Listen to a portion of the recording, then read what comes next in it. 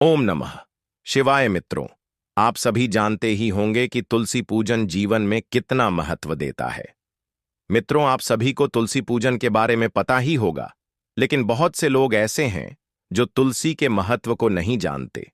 तुलसी क्या है और तुलसी को माता क्यों कहा गया है, उसके बारे में नहीं जानते। मित्रों, आज हम बताने जा रहे हैं आपको तुलसी माता की कथा। तुलसी को माता क्यों कहा जाता है, ध्यान लगाकर सुनिएगा।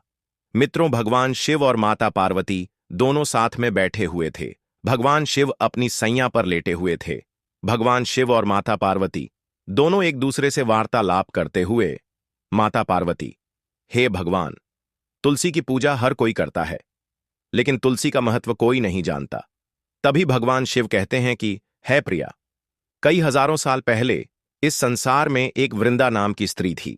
उसका जन्म राक्षस कुल में हुआ था, लेकिन उसका स्वभाव और उसकी भावना राक्षसों से विरुद्ध थी।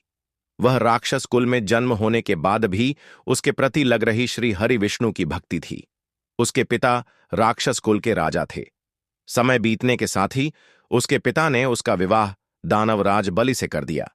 बलि को वृंदा के तब और बल के कारण कोई भी नहीं हरा सकता था। बलि का नाम शंखचूड़ था। वह जब भी युद्ध लड़ने जाता तब तक उसकी विजय होती। उसका महत्व वृंदा जो भी यज्ञ करती थी, उसका प्रभाव उसके पति की ओर पड़ता था और वह हर युद्ध जीता जा रहा था। इसी कारण पृथ्वी पर चारों ओर हाहाकार मच गया और चारों ओर राक्षस का सर्वस्व स्थापित होने लगा। तभी देवों और दानव में युद्ध शुरू हुआ और इस युद्ध का कारण केवल पृथ्वी पर हो रहे अत्याचार का बदला लेना था। इस युद्ध में जब तक वृंदा का यज्ञ शुरू रहेगा, तब तक उसके पति को हराना मुश्किल था। तभी भगवान विष्णु उसके पति का वेश धारण करके वृंदा के सामने प्रकट होकर उनसे कहते हैं कि है प्रिया, अभी तुम्हारा यज्ञ सफल हुआ। इतना सुनते ही वृंदा यज्ञ से वोट खड़ी होती है और तभी उसके पति का वध हो जाता है। वह सब कुछ समझ जाती है और भगवान विष्णु को पत्थर का होने के लिए श्राप देती है और तभी उसके पति का वध होते ही वह सती होने की तैयारी करती है। लेकिन तभी सारे देवगण और देवता उसे समझाते हैं और कहते हैं कि तुम्हारा पति भगवान विष्णु का परम सेवक था। यह उसी की इच्छा थी कि उसको भगवान विष्णु के हाथों ही मृत्यु मिल सके, और यही कारण था को जिसे उसे राक्षस कुल में जन्म लेना पड़ा और इसीलिए उनका वध हा करना पड़ा।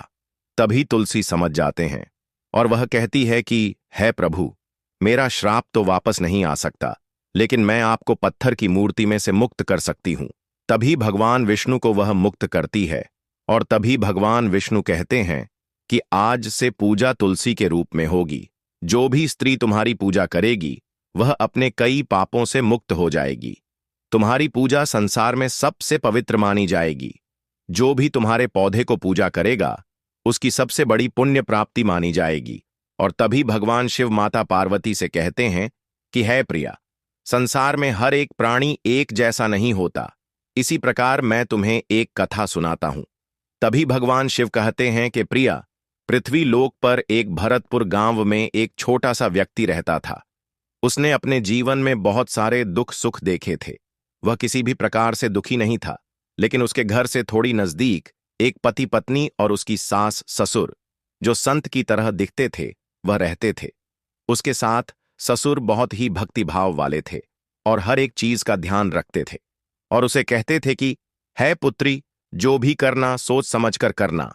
तभी वह बूढ़े व्यक्ति अपने घर के हर एक बात को ध्यान में रखते हुए अपने पुत्र वधू से हर एक चीज का ध्यान रखते हुए उसे कहते थे कि है पुत्री, कोई ऐसा कार्य न करना जिसकी वजह से हमारी कुल और हमारी नीति हो कुछ भी हानि हो।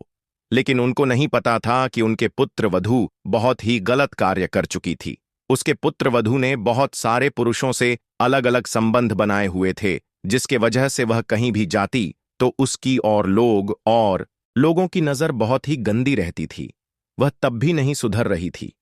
एक बार की बात है कि बहुत सारा समय बीतने के बाद ही लोगों को पता चलता है।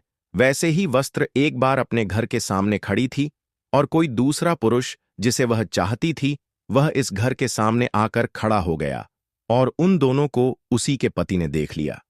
उसी के पति के देखने के बाद उसने अपनी पत्नी से प्रश्न पूछा कि है प्रिया, यह कौन था? तभी उसकी पत्नी उसे आंख मिला नहीं पाई और वह समझ गया कि यह सब बहुत गलत हो रहा है। वह अपने माता पिता के साथ जाता है और उनको सब बात बताता है।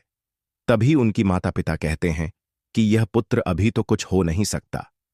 इस पुत्री को तुम कृपया करके इस घर से बाहर निकाल दो। तभी वह स्त्री को बाहर निकाल देते हैं।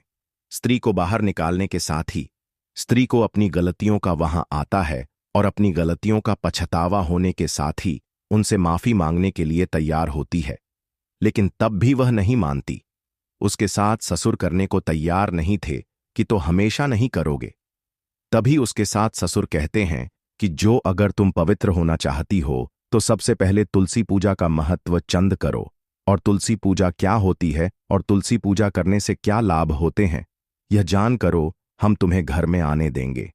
उसे बात को जानकर वास्तविक साधु के पास जाती है और साधु के पास जाकर वह स्त्री चरणों में गिर जाती है और कहती है और साधु महाराज से कहती है कि साधु महाराज, मुझसे कई सारे पाप हो चुके हैं कि मैं उसका क्या करूं।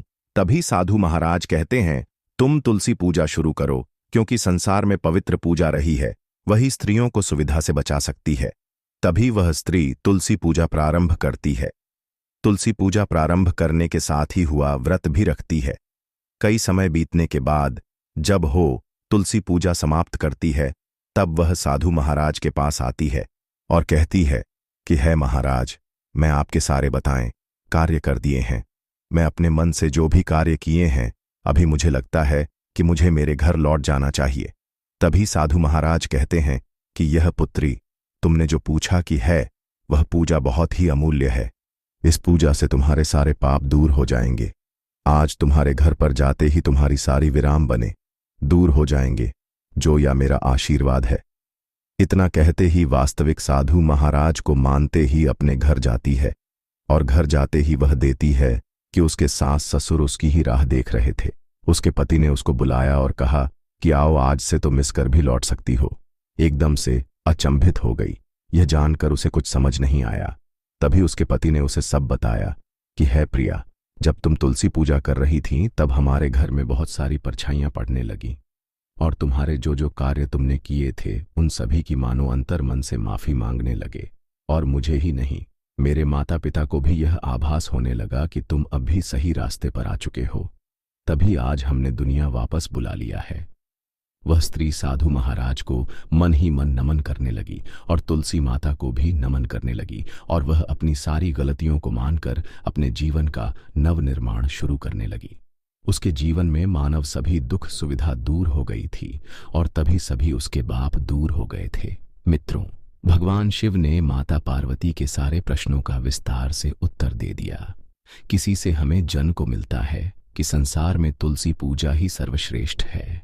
इस पूजा को करने वाला ना तो कभी दुखी हो सकता है और ना ही उसके घर में कभी कल जा सकता है। धन्यवाद।